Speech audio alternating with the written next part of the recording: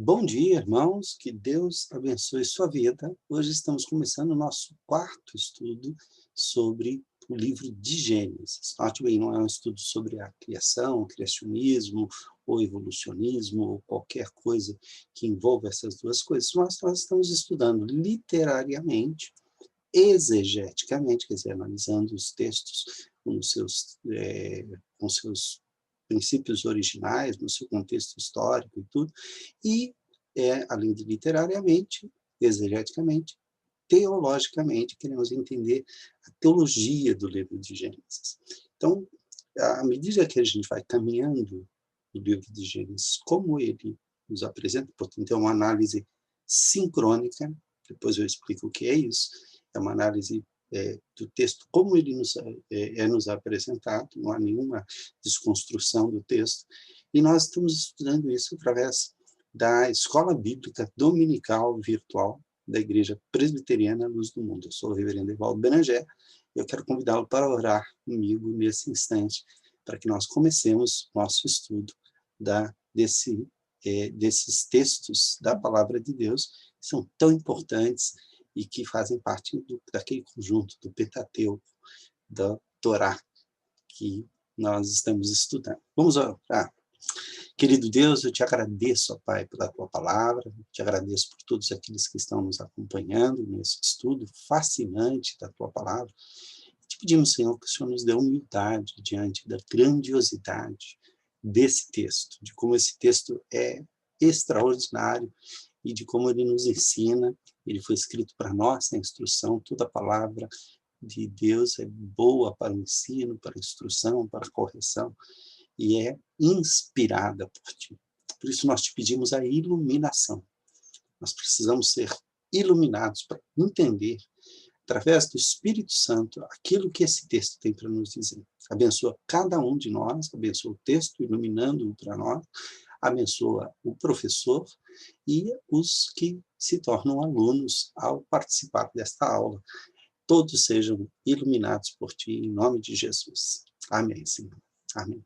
Queridos, o texto que nós vamos começar, que nós vamos estudar hoje, é o texto de... Espera um minutinho só, deixe-me apenas compartilhar com vocês aqui, para que dê tudo certo e você também esteja aqui participando com a gente neste momento. Deixa eu dar uma olhada aqui.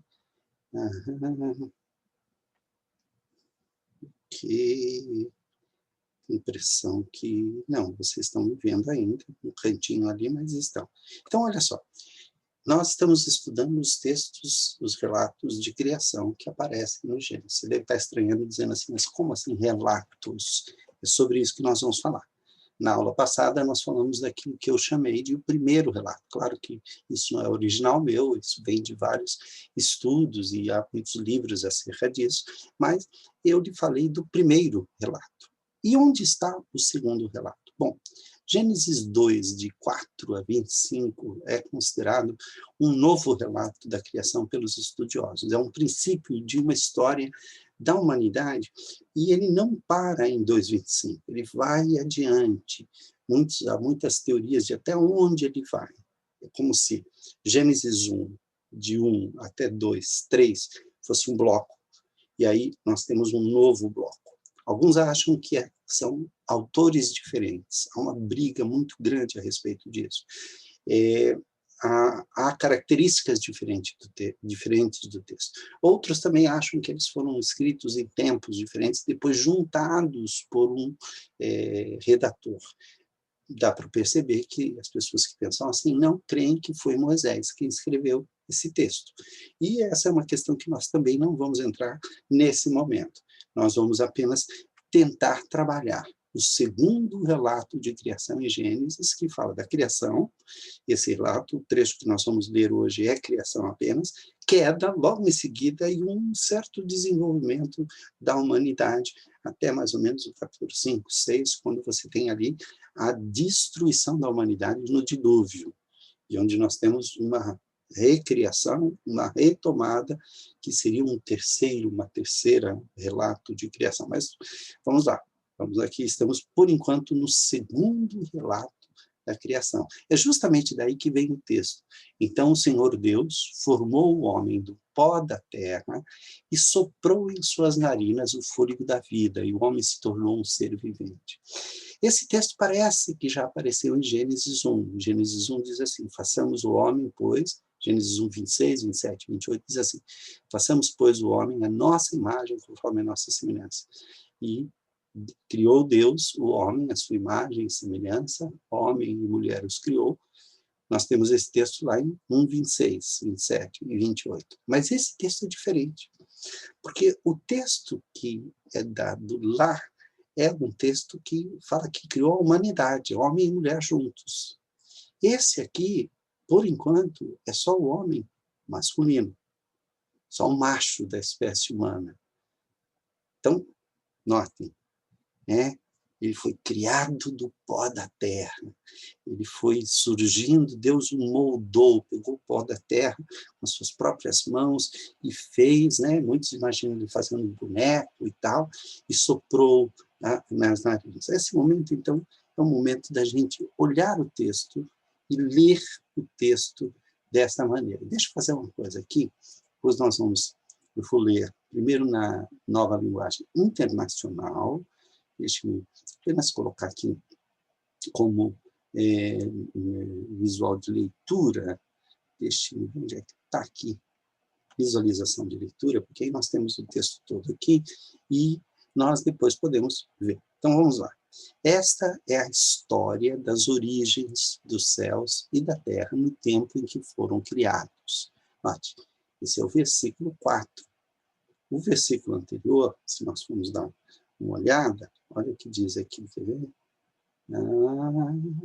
Aqui, todavia não se encontrou, não, isso é na frente, perdão. No versículo anterior, nós temos, está aqui, exatamente aqui, olha só. No capítulo 2 diz, assim foram concluídos os céus e a terra e tudo que neles há. No sétimo dia, Deus já havia concluído a obra que realizara, e nesse dia descansou. Abençoou Deus o sétimo dia, deixa eu anotar aqui, olha, aqui, até aqui, abençoou Deus o sétimo dia e o santificou, porque nele descansou de toda a obra que realizara na criação. Isso aqui que eu estou sublinhando para vocês, sublinhando não, estou ressaltando, deixa eu ver se ressaltou, isso aqui que está ressaltado é chamado em crítica literária, quando a gente estuda literariamente, de um fecho, é uma maneira de fechar uma história. Quando você tem uma narração, né, nesse caso aqui, mais uma descrição, existe um fecho, uma conclusão. Quem faz redação sabe disso. Assim foram concluídos os céus e a terra. Como é que começou? No princípio criou Deus os céus e a terra. Como é que acabou? Foram concluídos. E concluído com o quê? Com o descanso de Deus. Tudo que ele realizou, estava tudo ótimo, um pouquinho antes ele tinha olhado tudo, examinado tudo, está tudo muito bom, e nele descansou de toda a obra que realizara passado na criação. Aí no capítulo 4, que é dado aqui como a origem da humanidade, e esse título aqui é um título que atrapalha, deixa-me ver se eu tiro isso aqui, ele atrapalha por uma razão muito simples, porque ele não faz parte do texto original. Eu teria que colocar só texto bíblico, somente texto bíblico. Exatamente, vamos ver se ficou. Sim, não, ele ainda mantém aqui. Esse aqui, a origem da humanidade, esse aqui é um título que o editor deu. Como se ele tentasse dizer assim, bom, eu já expliquei como é que tudo foi criado, agora vou voltar atrás e mostrar como é que a humanidade surgiu. Aqui é como se começasse uma nova história. Olha, esta é a origem dos céus e da terra no tempo em que foram criados. É como se a primeira história não existisse. Muita gente acha que esse primeiro texto ele foi escrito numa época e ele foi acrescentado no final, depois que o Gênesis, na verdade, começava aqui. Ok? Essa palavra aqui, história, ela é muito importante, depois eu vou explicar isso. Quando o Senhor Deus, preste atenção nisso, olha, Senhor Deus, aqui, sempre é Deus. Deus, Deus, Deus. Em nenhum momento no capítulo 1 aparece a expressão Senhor Deus. No capítulo 2 só aparece a expressão Senhor Deus. E olha esse Senhor aqui, como ele está diferente, olha só. Esse Senhor, ele está escrito todo em maiúsculo, só que a primeira letra um pouquinho maior. Esse tipo de letra aqui se chama versalete. Todas as vezes que aparece o versalete na Bíblia, tanto no Novo quanto no Antigo Testamento, mas principalmente no Antigo Testamento, ele é a tradução do nome impronunciável de Deus, que é formado pelas letras Yud, Re, Vav, Re. Yud, Re, Vav, Re, que são, é chamado o nome insondável de Deus. Tanto é que ele não era pronunciado, ninguém sabe a pronúncia dele. Durante muito tempo ele foi pronunciado como Jeová, mas é uma pronúncia errada. Depois ele começou a ser pronunciado como Javé, mas também é uma pronúncia errada, até porque a letra J não existe no hebraico. Então passaram a chamá-lo de Iavé, Yaú. O que os judeus fazem? Quando chega nesse nome, ao invés de tentar falar as letras que ele não sabe como é que se pronuncia, porque só tem as consoantes e não tem as vogais, ele troca pelo nome Adonai. Então, sempre que aparecem essas 4 letras, então seria assim, quando Adonai, Deus, ou Adonai Elohim, que é a palavra hebraica que é usada, então ele troca por isso. Então, nós vamos falar aqui Yavé nesse sentido especial. Mas note que é a primeira vez que aparece o nome sagrado de Deus. Quando o Senhor Deus fez os céus, a terra e os céus, ainda não havia brotado nenhum arbusto no campo, e nenhuma planta havia germinado, porque o Senhor Deus ainda não havia, Senhor Deus, ainda não havia feito chover sobre a terra. E também não havia brotado, ou melhor, não havia homem para cultivar o sol. Todavia, aqui brotava água, uma tradução bem estranha, porque é uma neblina que subia da terra. Brotava uma neblina. Então, ele traduziu por brotava água da terra e irrigava toda a superfície do solo. Era muito mais o orvalho e a neblina que irrigava. Então, o Senhor Deus formou, não é criou, a criação já existia, já tinha terra, já tinha umidade, e ele formou, ele moldou o homem do pó da terra e soprou em suas narinas o fôlego da vida. A palavra fôlego aqui é a palavra nefesh, da vida. E o homem se tornou, nefesh é alma, ok? E o homem se tornou uma alma vivente, que é traduzida aqui por ser vivente. Está muito, muito correto. Nefesh Hayah, que é o nome usado aqui, pode ser traduzido por ser vivente, porque a alma é o ser, né? Porque senão fica parecendo que a alma está sem corpo. Não. O corpo foi feito do pó da terra e a substância espiritual veio do sopro de Deus. Vamos lá. Ora, o Senhor Deus tinha plantado um jardim, então note, Deus plantou um jardim, né, no Éden, para os lados do leste, e ali colocou o homem que formara. Então, olha só, ele plantou o jardim antes de formar, ou formou o homem antes de plantar o jardim? Lá no início diz que ainda não havia homem para lavrar a terra, e não havia ainda nem erva, mas porque não havia chovido. Então, a gente não sabe qual é a ordem exata aí disso aí. Então, vamos lá.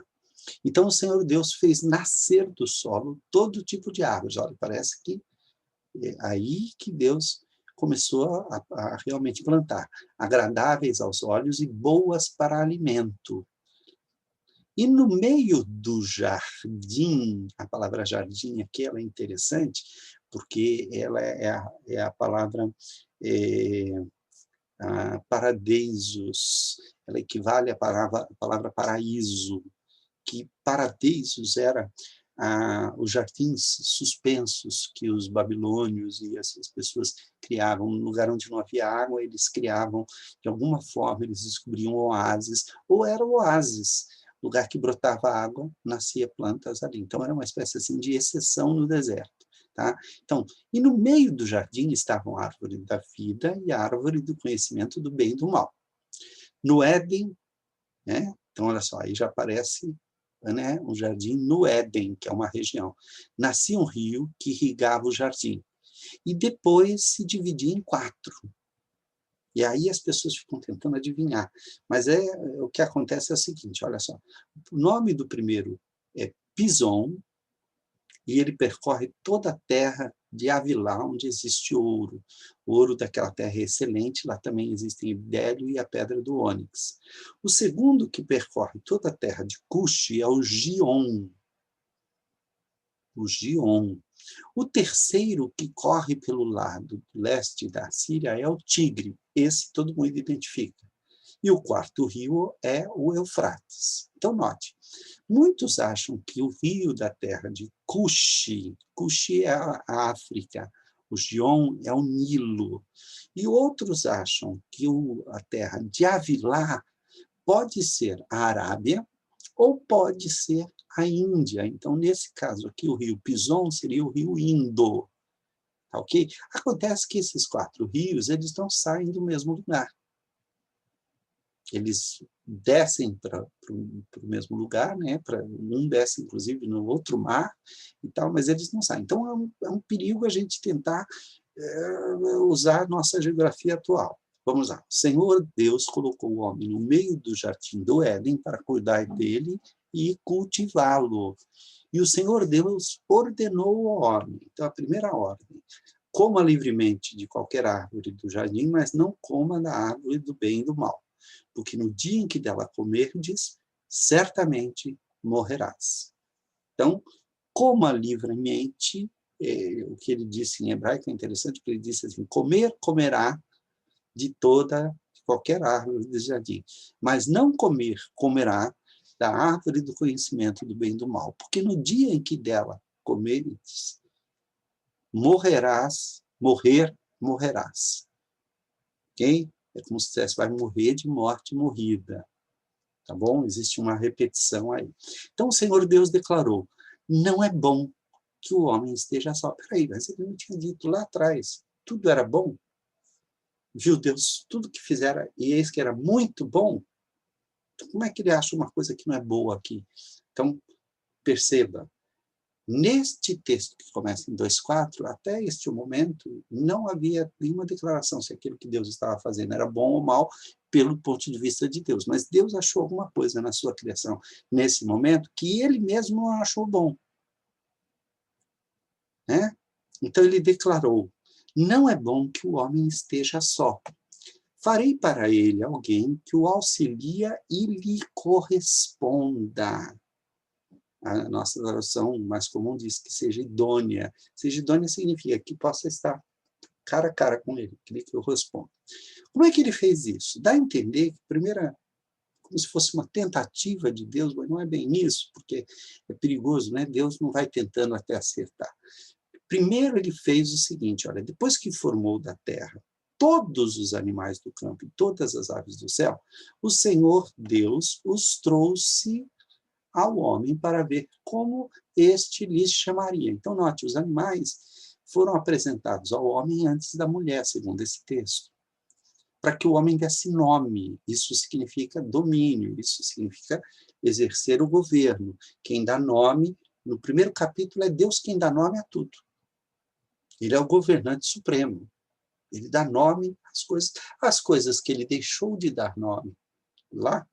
Né? Ele deu nome ao sol, ele deu nome, chamou Deus o firmamento, chamou Deus terra, águas, mares, céus, tudo isso foram nomes dados por Deus. Mas algumas coisas Deus não deu os nomes. Ele criou os animais, não deu os nomes. Criou as aves, não deu os nomes. Mas diz aqui, olha, o nome que o homem desse a cada ser vivo, esse seria o seu nome. Então, é uma delegação de poder aqui. Deus está dizendo alguma coisa que o homem deve fazer em seu nome. Assim, o homem deu nomes a a todos os rebanhos domésticos, as aves dos céus, e a todos os animais selvagens. Esse ato de nomear continua sendo feito até hoje, porque cada vez que novas espécies se descobrem, o homem é que dá nome a essas espécies. Quando surgiu esse novo vírus, que provavelmente ele já existia, mas ninguém sabia o nome dele. O classificaram dentro do coronavírus, depois deram nome a ele de SARS-CoV-19, uma coisa assim, que produz uma doença chamada Covid-19. Quem foi que deu esse nome? O ser humano. Ok? Então, assim, o homem deu nomes a todos os rebanhos domésticos, às aves do céu, e a todos os animais selvagens. É um trabalho de nomeação e classificação. Todavia, não se encontrou para o homem alguém que o auxiliasse e lhe correspondesse. Então, parece que entre os animais, nenhum poderia olhar o homem frente a frente. Então, o Senhor Deus fez o homem cair em profundo sono, e enquanto este dormia, tirou-lhe uma das costelas, fechando o lugar com carne. Um dos lados é traduzido. Com o lado, ou com a costela que havia tirado do homem, porque costela dá a impressão que tirou uma das ripas aqui, né? Um dos ribs aqui. Não, é um lado, tirou um pedaço do lado, que havia tirado do homem. O Senhor Deus fez uma mulher e a levou até ele. Disse então o homem, olha só, e é interessante que é o homem quem vai dar nome à mulher. Esta sim é osso dos meus ossos e carne da minha carne. Ela será chamada mulher, Ishá, porque do Ish, homem, foi tirada. Ok? Você viu que quando eu marquei aqui, apareceu a palavra homem aqui sempre. Então, Ishá é a primeira vez que aparece, mulher. Daí em diante começa a aparecer. Ok? Por essa razão, o homem deixará pai e mãe, se unirá à sua mulher, e eles se tornarão uma só carne. O homem e a sua mulher viviam nus e não sentiam vergonha. Então, do mesmo jeito que aquele texto que eu mostrei para vocês, então o Senhor Deus descansou de tudo que fizeram, e tal, é um texto de encerramento, este texto aqui também é um texto de encerramento. Encerrou a história. Outra coisa importante aqui é o seguinte, quando a gente começa aqui o texto, olha só, esta é a história das origens do céu e da terra. Isso aqui é um texto de início de uma narração ou de uma descrição. E aqui, ó, no princípio criou Deus os céus e a terra, no princípio é o início. Então, todos os textos, todas as narrativas, todas as construções literárias precisam ter começo, meio e fim. Quem faz redação sabe disso. Os redatores da Bíblia são excepcionais redatores, então tem que ter começo, meio e fim. Começo, desenvolvimento e fim. Então nós temos, essa é uma primeira prova de que nós estamos lidando aqui com, espera um pouquinho só, nós estamos lidando com dois textos diferentes, ou dois relatos diferentes, um depois do outro, e não um em sequência. Quer dizer, será que um é sequência do outro? Vamos ver isso agora. Deixa eu só consolidar aqui, tirar esse papel aqui de leitura, e depois nós vamos voltar. Vamos dar uma olhadinha aqui no que a gente estava fazendo, né? Então, vamos lá. Olha só. Como sabemos que são dois relatos? Como é que a gente sabe? Ó, o primeiro vai de 1 até 2, 3, e o segundo vai do 4, versículo 4, até o versículo 25 do capítulo 2. Ok? Primeira coisa, o Gênesis 1, vamos chamar assim, Gênesis 1 e Gênesis 2, para a gente não ficar falando o tempo todo, os versículos, fala de uma criação em 6 dias e um 7º dia de descansos. Quer dizer, o ato de criação, os atos criativos de Deus ocorreram apenas em 6 dias. No 7º dia, Deus não criou. Deus não criou. Ele descansou, ok? E ele privilegia, quer dizer, ele só usa o nome Elohim para Deus. Ele não usa o nome Yahvé, ou Yahvé Elohim. Ele apresenta um ciclo completo de 7 dias. Então, há uma repetição, e viu Deus que era bom, e disse Deus, e chamou isso, e chamou aquilo. É um texto que tem uma repetição, por isso ele não é uma narrativa. Narrativa você tem personagens, você tem local, você tem história. Não, o que o texto de Gênesis 1 é uma descrição da criação do universo, ok? É uma descrição, é um texto descritivo. O texto de Gênesis 2 é um texto narrativo, tem história, tem gente, tem sequência, tem coisas que são características de uma narrativa, um ciclo completo de 7 dias. É uma estrutura que tem começo, meio e fim. Nós vamos ver isso um pouquinho mais para frente, mas você vai ver que Deus primeiro cria a luz, depois separa a luz. Depois ele separa as águas das águas e cria um firmamento para separar. Depois ele separa a porção seca da porção ar, e ele chama a porção seca de terra, e aí ele cria os vegetais. Ok? Daí, então, né, esses são os 3 primeiros dias. Aí o 4º dia, ele volta para a luz, ele cria os luzeiros. Ele depois volta para a água, que foi quando ele separou as águas de cima e as águas de baixo, então ele cria os seres que nadam e os seres que voam, os que estão em cima das águas, lá perto das águas de cima, os que estão embaixo das águas de baixo. E depois ele volta para a terra, que é o 3º ambiente, onde ele cria os animais e o ser humano.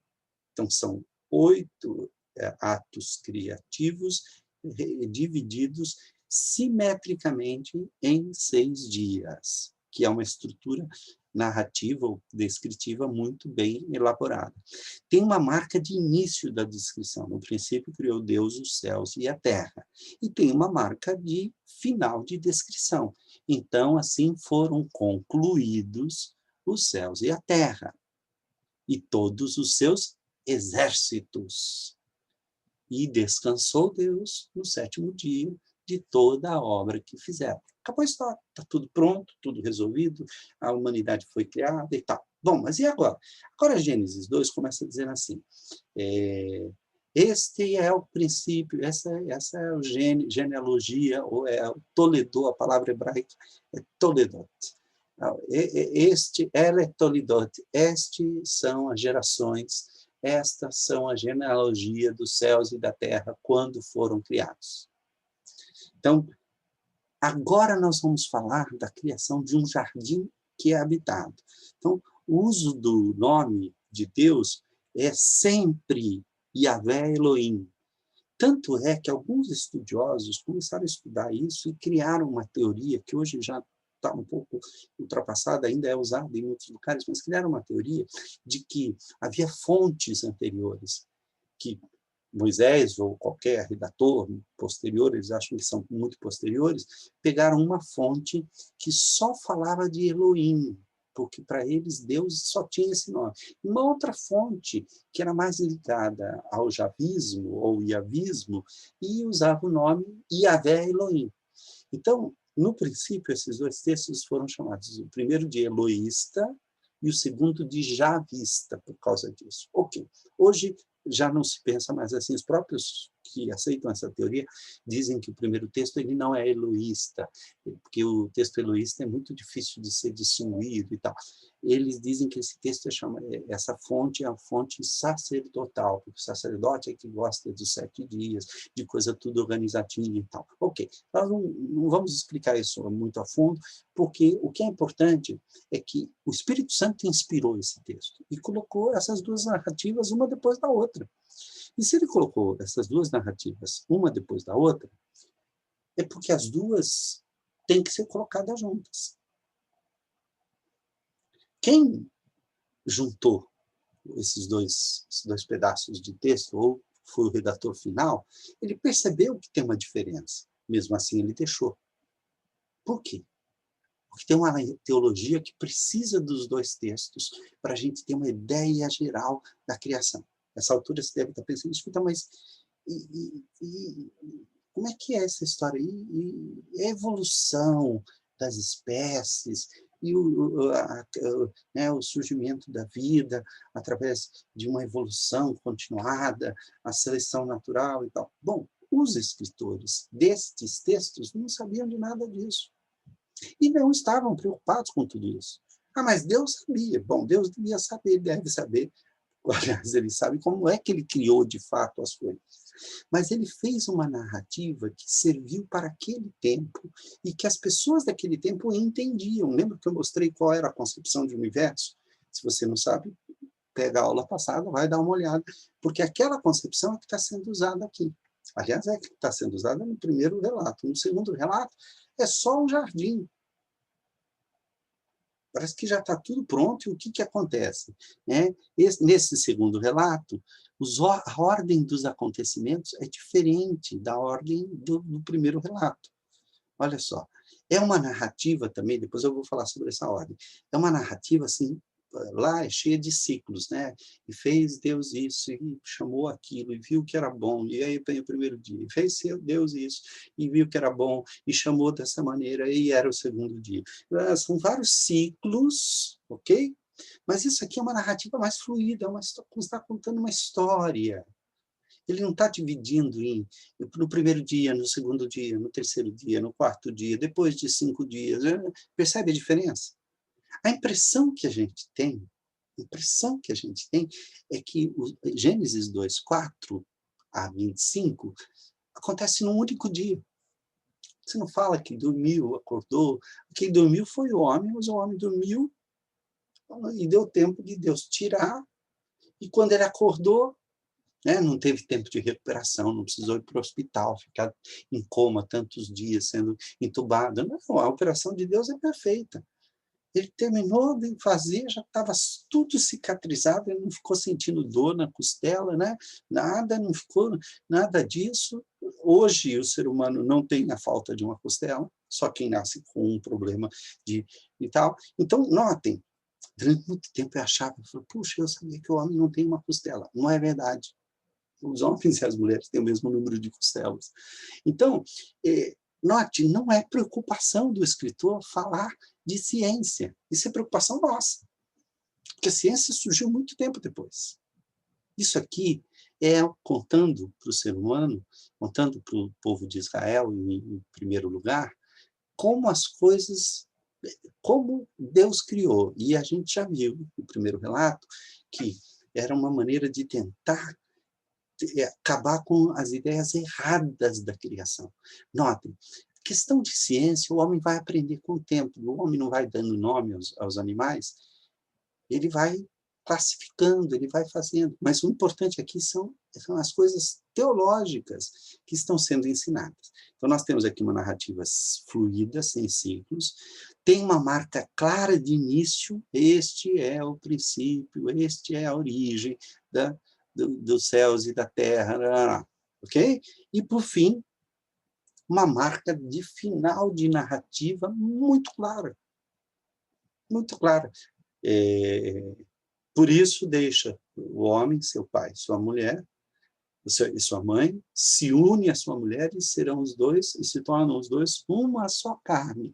Parece que a narrativa toda está preocupada com o ser humano, porque o que é colocado na conclusão é o assunto principal da narrativa. Qual é o assunto principal da narrativa? Como é que Deus criou o homem, a mulher, e os colocou juntos para formar família, e os colocou na direção do jardim como um mordomo. E termina dizendo, olha, existe uma inocência entre os dois estavam nus e não se envergonhavam.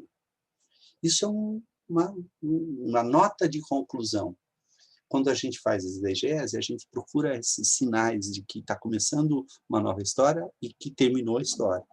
Isso é muito importante na hora das narrativas bíblicas. Estou olhando aqui porque estou medindo também o tempo, de vez em quando o relógio apaga. Ok, vamos lá. Quais são as características, então, dos dois textos? Gênesis 1 usa o nome de Deus apenas o nome Elohim. Deus é apresentado em Gênesis 1 como totalmente transcendente. Dá a impressão que Deus está fora do universo e está dizendo, haja luz. Agora haja separação. E a separação. Deus não põe a mão ele só fala. O poder está na palavra. Por isso, no princípio, era o verbo. Ok? Uma estrutura que é assim, 6 dias e 8 atos de criação ou de formação. Se você assistiu a aula passada, você vê que a palavra criar aparece apenas 3 vezes em Gênesis 1. Quando ele criou os céus e a terra, quando ele criou os seres viventes e quando ele criou o ser humano. Todas as outras coisas foram criadas como matéria original na criação original. No princípio criou Deus, e depois Deus foi separando, formando. Ele não criou nada novo. Ele fez surgir da terra, ele fez brotar da terra as plantas, ok? Ele não criou nada novo em Gênesis 1, além das 3 criações, a criação de todas as coisas, da onde ele tirou todas as formações, e a criação dos animais, que são diferentes da natureza. Os animais são seres vivos, enquanto que o restante são seres não vivos. Ele não está preocupado se as plantas, não está classificando as plantas como ser vivo, porque essa classificação é moderna, é a classificação da ciência. Claro que as plantas são seres vivos, ok? E depois, quando ele cria o homem, tem uma diferença fundamental. Há algo novo no homem, que nós sabemos que é a pessoalidade. O homem é um ser pessoal, coisa que os animais não são. Ok, vamos lá. Uma estrutura paralela, né? Primeiro ele cria os 3 ambientes, depois ele cria os exércitos dos ambientes. Tá? Isso a gente já viu. E tudo que ele criou é muito bom. Então, nós temos um universo acabado, completo, perfeito, tudo encaixadinho, tudo funcionando bem. Não há lugar para nada que Deus olhe assim, espera, isso aqui ainda não está bom. Não, não. Deus é transcendente, todo-poderoso, ele cria e as coisas se fazem perfeitas. Ok? Já em Gênesis 2, nós temos um texto mais próximo, mais antropomórfico. O que é transcendente? Transcendente é algo que está fora do universo. E que não depende do universo. Se o universo deixar de existir, ele continua existindo. Isso é transcendência. Ok? Para a filosofia hindu, Deus é o universo. Se o universo deixar de existir, Deus deixa de existir. Ok? Porque Deus está tão identificado com o universo, isso se chama imanência. Imanência. Então, as teologias orientais em geral são imanentes, Deus é tudo, Deus está em tudo, essa pedra, essa coisa é Deus e tal. Não. Em Gênesis 1, Deus é totalmente outro, totalmente transcendente. Em Gênesis 2, muda um pouquinho. Olha só, o nome de Deus passa a ser sempre usado Yahvé Elohim. O judeu vai dizer Adonai Elohim. Ok? Senhor Deus. E esse Senhor é sempre em versalete. Esse aqui não está por um erro meu, mas ele é sempre em versalete. Olhe na sua Bíblia, você vai ver que está todos em maiúsculo e o S é um pouquinho maior que os outros. Chama versalete esse tipo de tipo. Deus é apresentado em sua proximidade com a natureza. Então, não é aquele Deus que está no universo, ele dá ordem, não. Ele desce na terra e pega na terra, pega no pó da terra e molda o homem. Isso é imanência. Ele está muito próximo, ok? Quase que se envolvendo com tudo. Olha só, é uma linguagem muito antropomórfica. Então, Deus molda com as suas mãos, Deus sopra com a sua boca, Deus opera com as suas mãos. Deus caminha, isso já no capítulo 3, Deus caminha pelo jardim. Isso é uma linguagem chamada antropomórfica, onde se dá a Deus características humanas, embora Deus seja transcendente. Nós damos essas características humanas porque são uma maneira da gente, de certa forma, aproximar mais, entender. Por isso acham que Gênesis 2 é mais antigo do que Gênesis 1, porque é mais primitiva a maneira de colocar. Ele age como um oleiro, fazendo o ser humano, como um jardineiro, plantando o jardim, e como um cirurgião, tirando do lado do homem a mulher. A solidão do homem não é boa. Então, peraí, o universo não foi criado perfeito? Não havia ainda chuva, não havia ainda plantas. Parece que ainda está sendo feito aos poucos. O que é isso? Não é um universo imperfeito. Não, é um universo em construção. Em Gênesis é apresentado, quando a coisa é feita, pronto, já está feita. Quando termina, acabou, fechou o pacote, pode entregar. Em Gênesis 2, não, parece que está sendo uma coisa sendo vegetativa, germinativa, está crescendo, está em progresso, em andamento. Perceberam? É como se a gente dissesse assim, Gênesis 1 é olhado do ponto de vista cósmico, né? Em Gênesis 2 é olhado do ponto de vista mais próximo do ser humano. Olha aqui, o homem, Adão e Eva. Ela ainda não chama Eva, ela só vai chamar Eva em Gênesis 3, porque Eva significa mãe. Por enquanto, só está chamado aqui de Ish, que nós traduzimos por varão. A Bíblia traduz normalmente por varão, porque a palavra Ish tem a ver com a ideia do órgão masculino, daí vem o termo varão. E Ishá significa aquela que encaixa, aquela que completa. Então, percebe como é um texto muito mais assim próximo do nosso dia a dia e tal do que de Gênesis 1. Outra característica que acontece. No primeiro relato, esse relato em 7 dias vai ocorrer assim. Deus primeiro faz a luz, depois ele faz o firmamento, depois ele faz a terra e a vegetação. Depois ele vai criar os luzeiros, que tem a ver com a luz. Ele vai criar os seres voadores e nadadores, que tem a ver com a água que foi separada no segundo dia. E ele vai criar os animais terrestres, a humanidade, que tem a ver com a terra e com a vegetação. Então, note aqui, ó. Percebe que eu coloquei 1 debaixo o 4, 2 debaixo 5, 3 debaixo 6, para mostrar que ele fez assim e assim. Isso se chama paralelismo em hebraico, um tipo de paralelismo gradual, ok? E aí, no 7º dia, ele descansou, né? Tem aqui o descanso do 7º dia.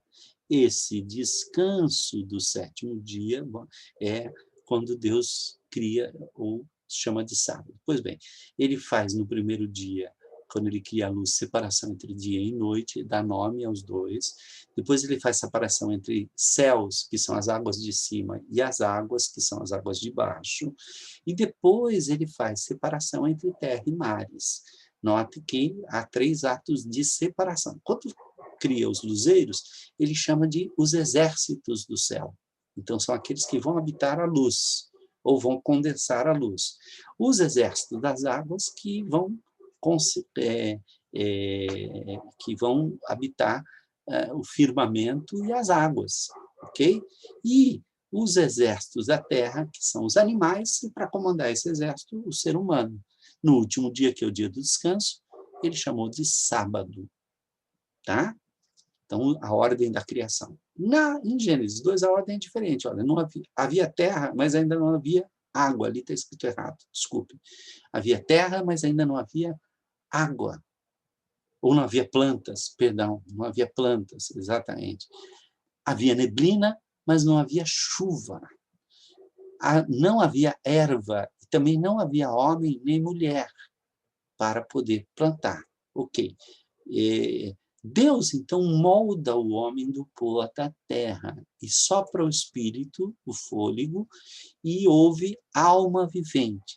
Ser vivente pode ser traduzido por alma vivente. E plantou, então, um jardim. Peraí, em Gênesis 1, o homem e a mulher foram criados depois que foi feita a vegetação. Então, tem alguma coisa diferente aí, ok? Viu que não estava bom. O que não estava bom? O homem sozinho. Ele também deu ordens ao homem, né? O mandato espiritual. Você não vai comer do fruto e tal. Você pode comer de tudo, mas o fruto não, é chamado mandato espiritual. Deus colocou o homem no jardim para cultivar e guardar. Então, cultivar é criar cultura. Cultura é mexer com a natureza e transformar a natureza de alguma forma. Então, esse é o chamado mandato cultural. Outra coisa, ele criou os animais antes de criar a mulher, ele cria os animais e apresenta ao homem.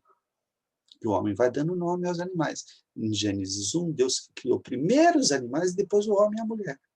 Aqui, Deus cria o homem, depois cria os animais, e depois é que ele vai fazer o homem dormir e, do seu lado, fazer a mulher. E apresentar os dois. Quando ele apresenta, o homem faz a primeira poesia da história. Essa sim, agora sim. Depois de tanto animal, essa sim. Essa é osso dos meus ossos, carne da minha carne, chamar-se a varoa, por canto do varão, foi tomado. Ish, porque foi Ishá, porque foi tirado do Ish, em hebraico. Ok?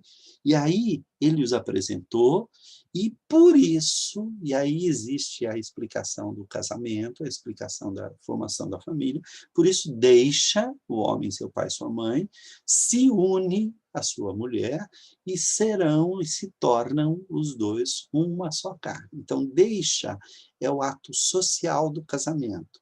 Se une é o ato sentimental ou emocional do casamento. E se tornam uma só carne é o ato físico do casamento.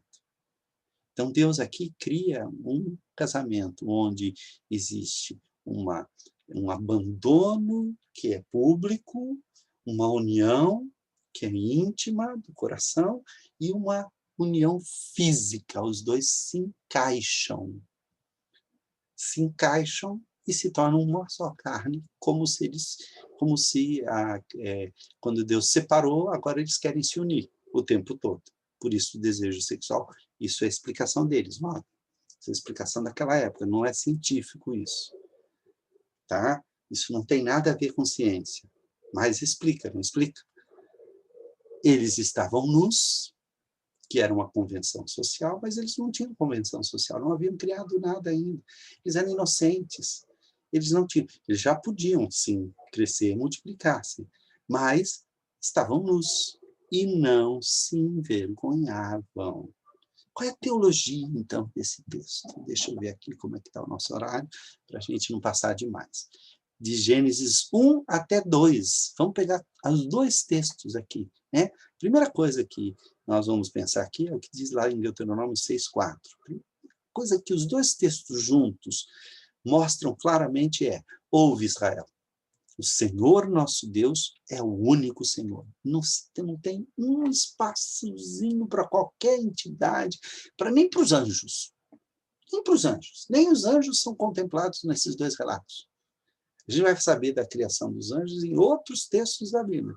Nesses textos aí, o anjo, o querubim que aparece lá no capítulo 3, ninguém sabe como é que surgiu. Se a gente só tivesse o Gênesis, ninguém saberia de onde surgiram os anjos. Aliás, a gente tem muitas dúvidas de onde surgiram os anjos, como é que eles foram criados e tal. A Bíblia não conta isso de maneira muito clara, não. Ok? A teologia da criação dos dois relatos juntos é muito importante, porque o Espírito Santo quis que esses dois relatos, que aparentemente são contraditórios, não são contrários, mas são paradoxais. Um paradoxo é quando uma coisa parece contradizer a outra, mas eles se juntam numa única narrativa, porque o importante não é 7 dias, a ordem da criação. O que é importante é o que isso nos ensina. O que isso nos ensina? Deus é o Criador de todas as coisas. Não tem nenhum outro Deus, não há lugar para outros deuses, para qualquer ajudante, para qualquer coisa. É o único Deus que criou. Ah, mas o Jesus não é por ele? Não, isso vai ser desenvolvido depois. Mas, por enquanto, o que é importante dizer é que o Pai, o Filho e o Espírito Santo, que não está dizendo aqui, nenhum lugar aqui diz Pai, Filho e Espírito Santo, mas Deus, que é um só, não tem lugar para outros deuses que possam competir ou que ele tenha que vencer, derrotar e tal, como nas mitologias daquela época. Então, não é um texto mitológico, nenhum dos dois é mitológico. Ok?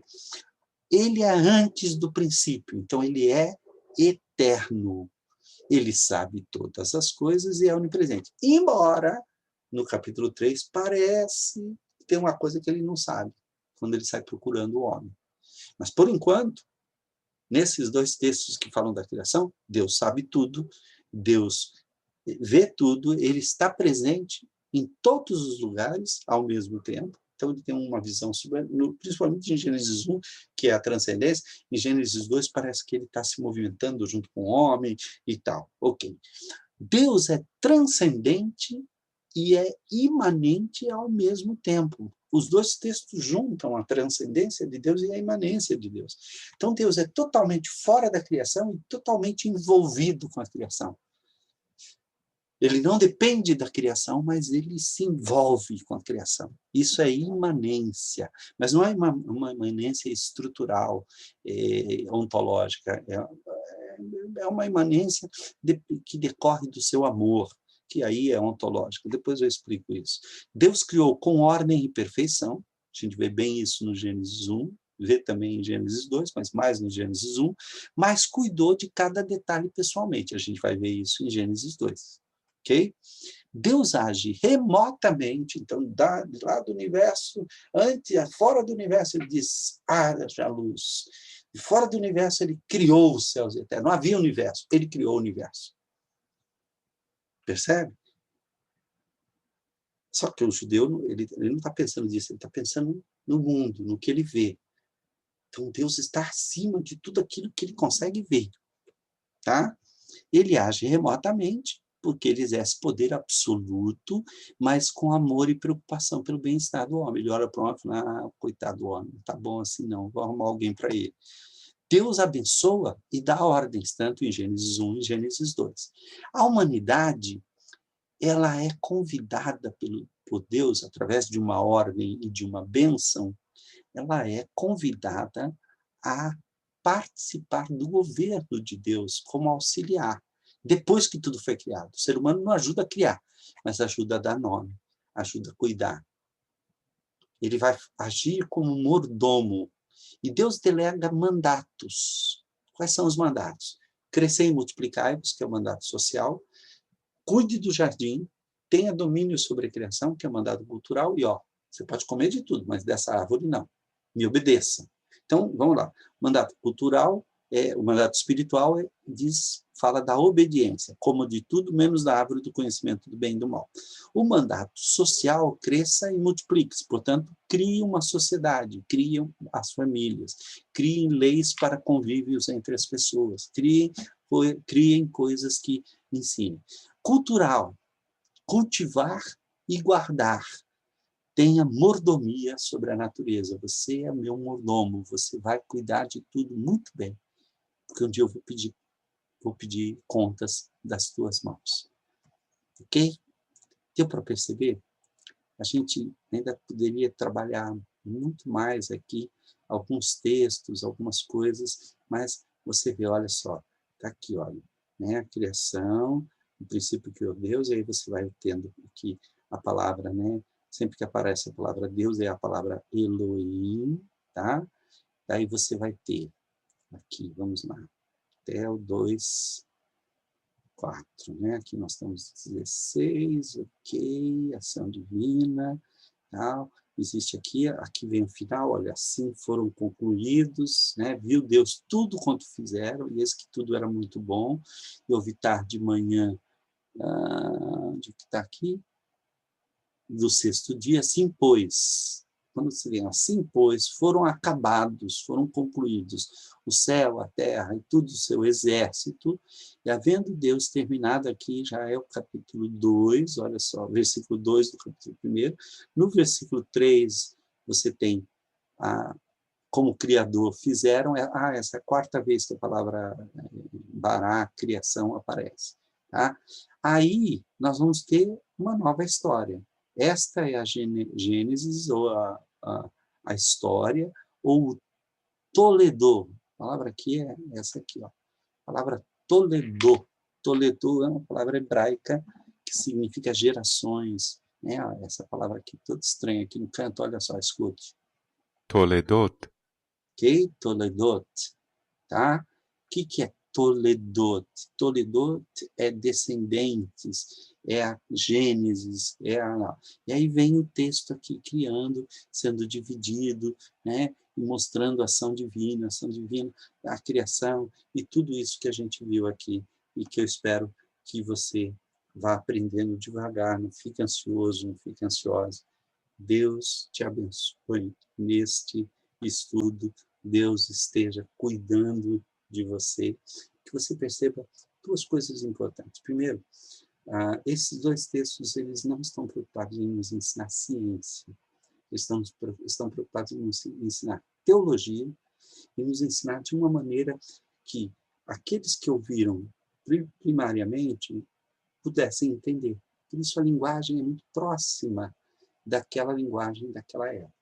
Mas note, não é mitologia, como as mitologias babilônicas, egípcias. Não é briga entre deuses, titãs e tal. Não, não. É um único Deus. E esse Deus cria todas as coisas. Aquilo que os outros povos chamam de deuses, a Bíblia chama de coisa.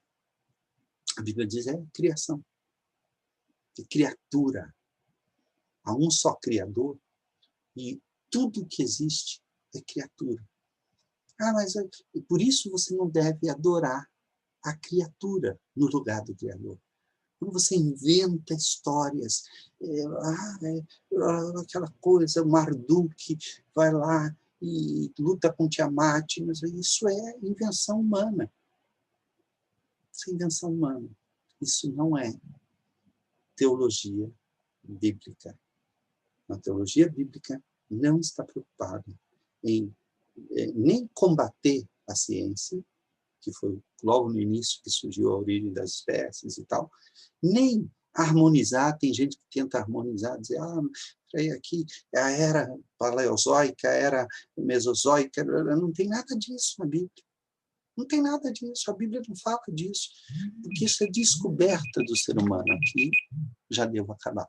Isso é descoberta do ser humano, que pode ser comprovado ou não, e aí nós não vamos entrar nessa questão. Eu creio que a maior parte das descobertas humanas tem sido comprovadas por uma série de coisas, mas isso é outra história. O que nós temos aqui na Bíblia é teologia, é ensino bíblico, para que a gente aprenda quem é Deus, para que a gente aprenda as características teológicas da criação. Essa é a teologia da criação que vai ser desenvolvida em Gênesis e em outros lugares. Que Deus abençoe a sua vida, que Deus esteja com o teu coração, e até daqui a pouco no nosso culto, ou até semana que vem, na nossa próxima aula da Escola Bíblica Dominical. Que Deus abençoe você.